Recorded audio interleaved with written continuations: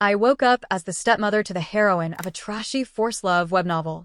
Across from me stood the so-called male lead, a teenager who looked like trouble given human form, and the plotline around us was already starting to crumble into nonsense.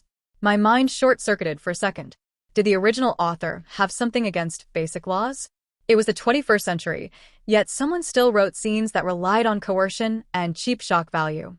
The story was just getting started. My new stepdaughter, Vivian, was supposed to be the tragic beauty of the narrative, while Liam, the male lead, had just attempted something criminal and still had the audacity to smirk like he was untouchable. I nearly called the police, then stopped myself. This world followed the logic of the novel, and in the novel, the police would probably smile, tell everyone to calm down and walk away. Vivian's shoulders shook. A much more satisfying solution came to mind. I smiled, picked up a pair of sharp shears on the desk, and placed them in her hand. "Do not worry, sweetheart. Mom can teach you one of the oldest forms of justice." I nodded toward Liam. Go on. "If he loses the part he uses to cause trouble, he will think twice about doing this again." The dean's office fell completely silent. You could have heard the dust settling.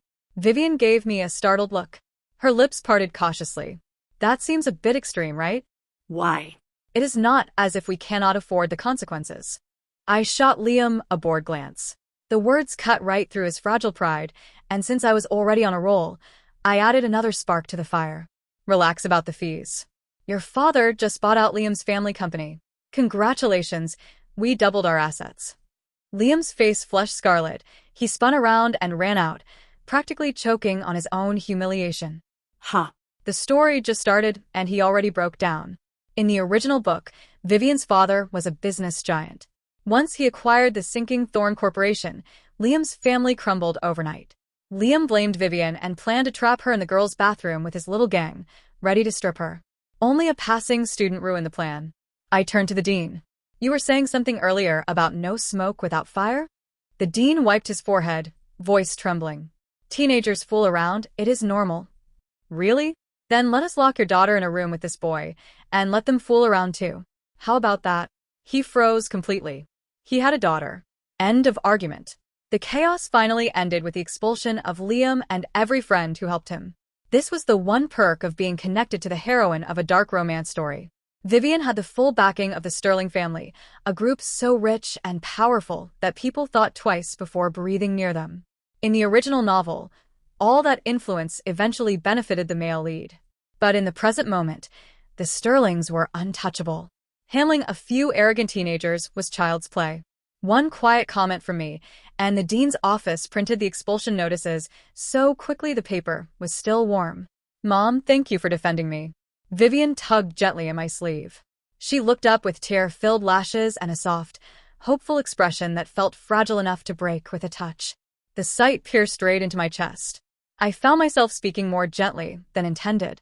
"Silly girl, a mother protects her child. It is only natural." At first, I had no emotional attachment to this ready-made daughter. I only intervened because, in the original timeline, my failure to protect her led to a gruesome end. Her father blamed me and dealt with me in a way no civilized society would allow.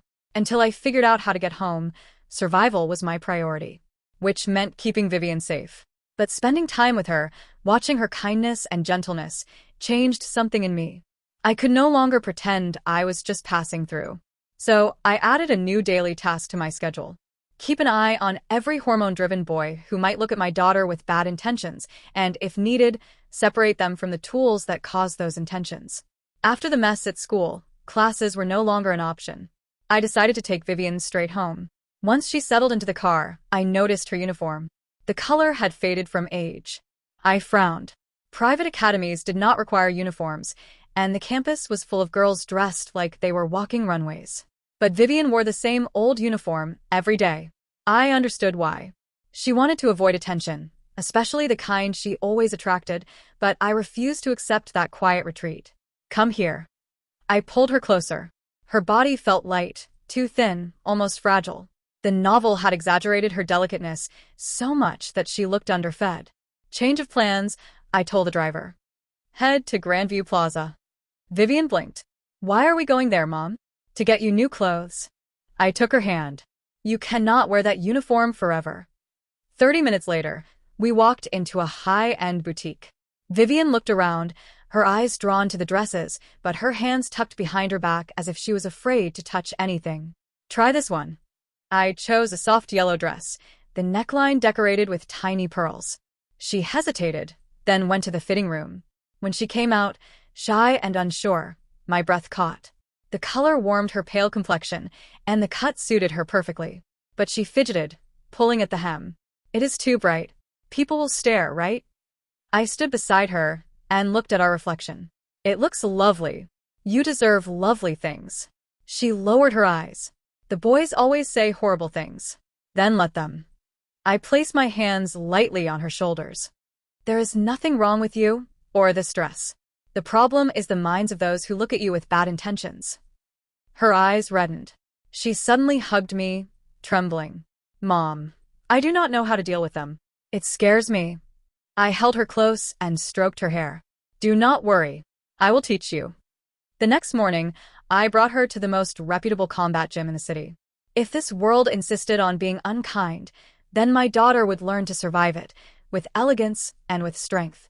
My grand plan did not unfold as perfectly as I had imagined. 3 times a week, I escorted Vivian to the training gym. What started as a simple safety measure slowly grew into our shared routine, a time that was just for us. After her very first class, she sat on the bench with her knees scraped and her eyes downcast. Mom, am I just useless? She murmured, poking at a fresh bruise. The instructor, a man named Coach Zhang, pulled me aside with a troubled expression. Mrs. Sterling, this kind of training is really difficult for a girl like your daughter. Maybe she would be better off with dance lessons or piano classes. Something gentler. Dance? Piano? In this absurd story world, those were practically decorative stages for creeps to corner her on. While applying ointment to her knees, I whispered, Who said you have to be good at something right away? We will go slow. I watched from the sidelines during her classes. She stumbled. She fell. She got up again. There was no talent there, at least at first, only stubbornness and a heartbreaking desire to improve. Coach Zhang kept trying to convince me to pull her out. 10 years of teaching, and she might be the least athletic kid I have seen, he confessed carefully. She bruises too easily. She loses her balance every 3 steps, and she has no muscle strength. Piano would really suit her temper better. I only smiled and offered Vivian a towel, ignoring every word of his polite attempts to steer us elsewhere. By the 3rd week, she managed her first full defensive sequence. She clung to my arm all the way home, glowing with pride. The shift arrived on week 4. Coach Zhang nearly sprinted to me, his face lit up like a festival lantern. Incredible. Completely unbelievable. That girl heals overnight. Her flexibility is insane, and her pain tolerance is unreal. She is a natural, I swear it. I knew exactly which ridiculous plot mechanic to thank. But I was less interested in her fighting progress, and more in the way her eyes started shining like she was finally waking from a long, fearful sleep. On the 33rd morning, I opened her door and found her standing in front of the mirror, wearing the daffodil yellow dress we had bought. Mom, she said, turning to me with a soft smile, I want to wear this to school today. A spark of pride flickered in my chest, mixed with worry. So, I followed her in my car, keeping out of sight. And just as I expected, removing Liam only cleared the way for a new nuisance to appear. Waiting at the school entrance was the second male lead of this ridiculous novel, John Tank. He was the childhood friend trope personified, polished on the outside and quietly controlling underneath. His so-called guidance had always sounded more like a cage. He walked straight to her. John stared at her bright dress, as if it were a crime scene. Why are you wearing something like this? It does not suit you, he said, his tone clipped and sharp. The old Vivian would have bowed her head and apologized. Today, she simply answered, What I wear is my decision. Her firmness seemed to catch him completely off guard. He regrouped, then spoke more forcefully. I am trying to protect you. Have you forgotten all the trouble you caused before? Dresses like that only bring the wrong kind of attention. Students began gathering, whispering behind their hands. She is being rude to John. That dress really is too much. Attention-seeking, honestly. Hearing the murmurs, John seemed more confident, as if the crowd proved he was right. Vivian inhaled deeply and faced the students. Is it my fault that some people think ugly thoughts? Or is the problem with those who behave badly? I am tired of blaming myself for what others choose to do. Her voice trembled a little, but never broke. John scowled. Everyone here is only concerned for your safety. Stop being dramatic. Apologize. The people who hurt me the most, she replied, are the ones who say they care while tearing me down. You make me feel like I should be ashamed just for existing. Then, clearly and calmly, she said, John, stop trying to control me. From where I stood in the shade, I felt warmth spread across my chest. My timid girl was growing up. John's pride, however, was unraveling fast. Her refusal, and the eyes of the crowd on him, left him red-faced. He stepped closer and grabbed her wrist. Look at what you have turned into. These cheap clothes do not suit you at all. He reached for her dress strap, clearly intending to yank it down. And not a single person moved to stop him. Some even muttered support. I opened my car door, ready to intervene. But before I could speak, Vivian's voice cracked through the air. Let go. Her eyes sharpened, her stance lowered. Using his grip as leverage, she turned her body and threw him cleanly over her shoulder. John hit the pavement with a loud thud, limbs sprawled everywhere. His expression was a mix of shock and pure disbelief. I slowly closed my car door. Clearly, her training had paid off. The dean arrived in a panic, then instantly started scolding Vivian without even asking what happened. Vivian Sterling, another fight? With John Tank, of all people? This is unacceptable. Vivian clenched her fists, furious and shaking. He grabbed me first. He tried to pull at my clothes. I defended myself. And he insulted my mother, she added sharply. Compared to that, a throw was merciful. Her explanation only made the dean angrier, as if logic did not apply when certain families were involved. I walked through the crowd and pulled Vivian close. Dean Miller, I said, my voice carrying over the courtyard, you seem confused about how reality works. Let us check the security footage. Let us see who started what. Then we can let the parents of every student here watch it together and judge for themselves. The dean froze. I smiled calmly. And while you are at it, please call John's parents. I have been wanting to speak with them about their approach to raising a son. John's father arrived before the footage could even be pulled up. Tall, handsome, expensively groomed. And, unfortunately, exactly as arrogant as the novel described. Without bothering to ask what had happened, he crouched beside his son. I know my boy. His approach may have been clumsy, but his intention was to protect Miss Sterling, he said coolly. A young girl wearing something so eye-catching is naturally going to invite trouble. Of course. This world truly excelled at blaming victims. Protect her, I repeated with a soft laugh. Does your son show affection by attacking girls in public? Young people act impulsively, he replied. But your daughter resorted to violence. That is far more concerning. Reasoning with him would be pointless. I stepped closer and lightly pressed my hand against his well-defined abdomen through his fitted shirt. The man froze. Mr. Tank, I said in a slow, thoughtful tone, copying his earlier logic, you wear such a tight shirt and the fabric is so thin. Were you not inviting someone to touch you? His face drained of color. I glanced at John. And those shorts. So short, so revealing. Clearly he was trying to draw eyes.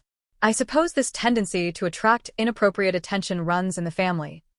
Both father and son looked ready to explode. The crowd stared, stunned into silence. What happened? Asked sweetly. Feeling uncomfortable now.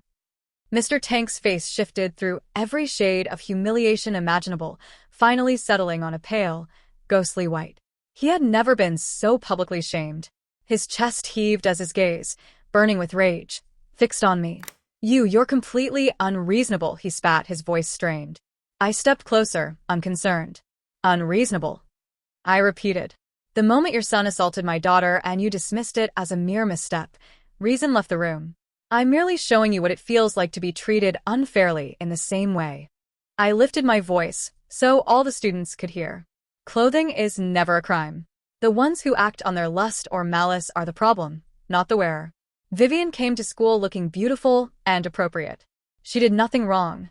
And defending herself against harassment? She did nothing wrong there either. Turning back to the Tanks, my tone hardened. This matter requires accountability. John will apologize publicly to Vivian, or I have no objection to making the Tank Corporation feel the consequences of failing to teach their son respect. At the mention of his company, Mr. Tank's eyes narrowed. The Sterling's wealth now dwarfed theirs. Principles aside, he understood a corporate war would not end well for him. After tense silence, he drew in a long breath. Miss Sterling, what happened was John's fault. On his behalf, I apologize. Dad. John shouted. Quiet. Mr. Tank snapped, then turned to me. A public apology, isn't that excessive? Compared to his attempt to humiliate my daughter, it's merciful, I said evenly. Or, would you prefer a different venue? Perhaps the courts? Charges could include attempted assault. The color drained from his face. He had no leverage against me. Fine, he growled. Tomorrow, during assembly, John will apologize. I nodded, satisfied, and held Vivian's hand. Let's go home. Vivian remained quiet until we were far away. Her voice trembled. Mom, thank you. I squeezed her hand. It was icy and still shaking. Silly girl. No thanks needed, I said. You were incredible today. Brave. You defended yourself and your dignity. But I hit John and made the Tank family angry. Isn't that wrong? She asked, worry still evident. Wrong. I smiled. You defended yourself. They don't get to define what's right for you. Remember, threats are just paper tigers. And I will always be your shield. Vivian leaned against me, whispering after a moment, Mom, you were so cool when you touched Mr. Tank's abs. I laughed. Tactical necessity. Unreasonable people only understand one language. Afterward, school life shifted. John delivered his stiff, begrudging apology, deterring others from interfering. The whispers died down, and Vivian grew more confident, exploring fashion and improving her combat skills. 2 months of peace followed. Vivian's transformation was remarkable. Her shoulders no longer slouched, and her timid gaze had been replaced by quiet strength. In combat class, she could spar with her instructor for short rounds, earning praise for her skill and determination. I dared to believe we could finally disrupt this ridiculous narrative. Then, one afternoon, a black stretch limousine slid silently up the driveway. Vivian and I were in the garden, sipping tea and practicing a new defensive move. A maid bowed quickly. The master has returned. The master? My heart skipped. Conrad Sterling, Vivian's father, my nominal husband. In the original story, he had me executed for failing to protect his daughter. I remained composed, patting Vivian's hand. Your father's home. Let's greet him. Vivian stiffened, clinging to my sleeve. Their relationship was clearly distant. We entered the living room. Conrad stood by the windows, then turned slowly at our steps. He was taller and more intimidating than I remembered. Severe features, piercing eyes, and a presence that commanded attention. His gaze landed on Vivian, then me, cold and appraising. Father, Vivian murmured. He grunted, then addressed me. I hear things have been eventful. I forced calm. Conrad, Vivian had some trouble at school, but it's handled. Handled? He took the armchair, sitting with authority. I hear you encouraged her to assault a classmate and nearly started a feud with the Tank family. News traveled fast. It wasn't encouragement, it was defense, I said firmly. John Tank attacked Vivian. She defended herself. The Tank family had it coming first. We simply preserved our dignity. Dignity. Conrad's eyes swept over Vivian's blush-pink dress. Dressing like that, causing trouble, this is what you taught her? Vivian froze beside me. I met his gaze. Her choice in clothing is hers. The fault is with those who intend harm, not her. As her father, if you don't protect her, will you stand with those who hurt her? His expression hardened. She needs violence to survive? I sent her to learn manners and knowledge, not brawl. And you, this house is no place for chaos. The Tank family is no trifling matter. I realized why Vivian never trusted him. This was a man ruled by control and pride. Conrad, I snapped, standing. Do you value reputation more than your daughter's safety? What John did was assault. If Vivian hadn't defended herself, it would have been catastrophic. And yet you blame us? He sneered. Consequences? Children messing around. You've blown it out of proportion. You're the one corrupting her mind. He gestured at Vivian. Starting tomorrow, she will wear modest clothing, stop combat training, and focus on etiquette lessons. No. Vivian, silent until now, lifted her head. Her voice was calm but firm, piercing the tension in the room. Father, she said, standing. Pale but resolute. Mom is not wrong. Everything she taught me is right. What I wear is my choice, and self-defense is for protection. John was wrong. I will not apologize. I will not stop learning to defend myself. I looked at her, tears threatening. My Vivian had grown before my eyes. Conrad's face darkened, fury written across every line. He fixed me with a glare that chilled the room. Fine. Very well, he said with a humorless laugh. It seems this household forgot who is in charge. His gaze lingered on me. Remember your place. Should you interfere again, inside or outside this house, corrupting Vivian? His threat hung like a knife. Conrad's return was a boulder in a still pond. Far more dangerous than teenage bullies, he represented tyranny and absolute authority. The real struggle was only beginning. Conrad's presence shattered the fragile calm. His worldview, control, reputation, profit, clashed completely with the independence and self-respect Vivian and I were building. After the argument, the house grew cold. He secluded himself in his office, rarely joined meals, and the staff became wary, unsure whose side to take. One night, Vivian curled up on the sofa in my room. "Mom, does father hate me?" she asked, voice small and hurt. I sat beside her. "No, Vivian. He's not hatred. He's anger at what he cannot control. People like him, used to absolute power, fear those who won't bend. Their instinct is to crush, not understand." Her eyes brightened with comprehension. "So, I wasn't wrong to stand up for myself." "Never," I said firmly. "Your body, your mind, your choices, they're yours alone. No one can dictate them, not even your father. Blood isn't a cage. Love isn't a license for control." She paused, then whispered with determination. "Mom, I don't want to wait for him to forgive me. I want to be stronger. Strong enough to make him see me as an equal. Strong enough to protect myself and you." I watched her, knowing she had shifted from reacting to bullies to taking command of her own destiny. This was more than self-defense. It was her awakening. "Good," I said, squeezing her hand. "I'll support you, but we need strategy, not recklessness." We forged a quiet pact. Outward obedience, hidden rebellion. Vivian no longer wore bright dresses in front of her father, but under her uniform she sported high-performance athletic gear. Her combat lessons moved to a discreet private gym, scheduled for times when Conrad was guaranteed to be away. I even helped her access mental resilience resources, strengthening her focus and confidence. Unexpectedly, the so-called heroine halo from the novel worked to our advantage. Vivian soaked up knowledge and skill at an astonishing rate: self-defense techniques, legal principles, financial literacy, coding, and cybersecurity. She absorbed every lesson like a sponge. "Knowledge is power too, Mom," she said one afternoon. "I don't want to be a fragile ornament waiting to break." Her transformation was undeniable. Her body became lean and strong, her gaze sharp and unwavering. Her grades soared, and she even won a citywide physics competition. When the certificate arrived, Conrad's only reaction was a terse, "Not bad." I knew that was far from the limit of what she could achieve. At the same time, a strange sensation began to stir in me.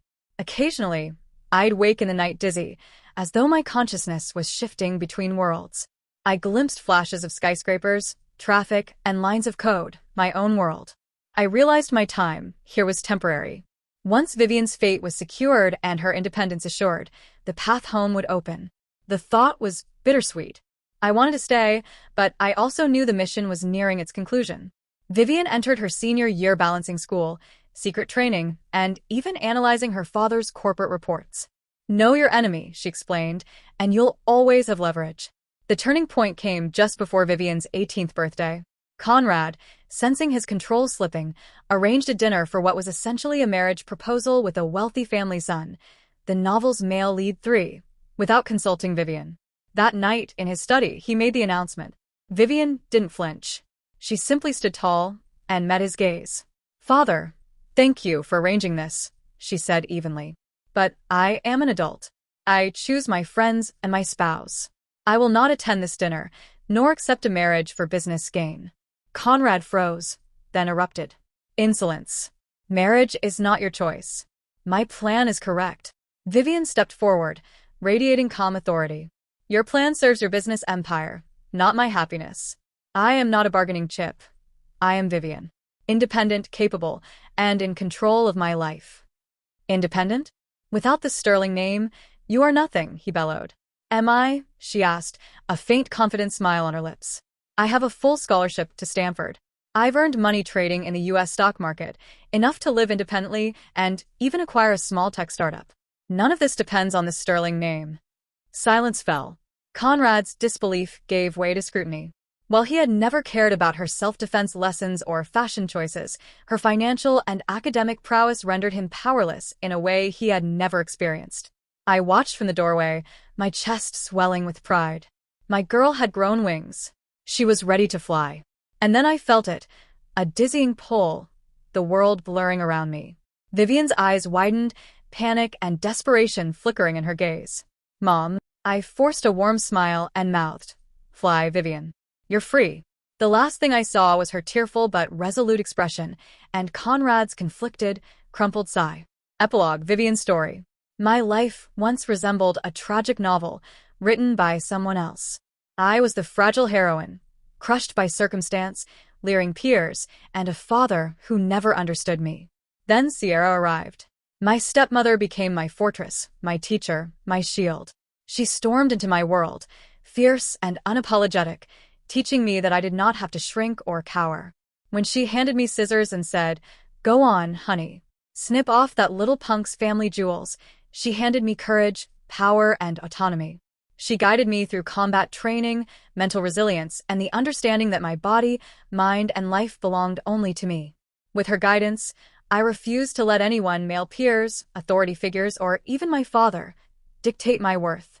When Conrad returned, attempting to cage me in an arranged marriage and enforce outdated rules, I stood firm.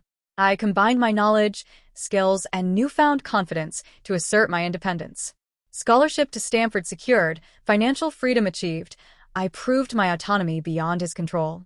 And just as I earned that independence, Sierra vanished, her mission complete. I returned to my world, ready to continue the fight for myself and others. I studied AI and cybersecurity, founded a company to protect women, and dedicated my life to empowering others who had been helpless. My father and I never became close, but he eventually recognized my capabilities. I never married. My life is my own. And sometimes, late at night, I remember Sierra, the hurricane who reshaped my destiny. She gave me wings. She gave me freedom. I am not a supporting character. I am not someone else's heroine. I am Vivian Sterling, the author of my own life. And it all began the day she handed me those scissors and told me to fight.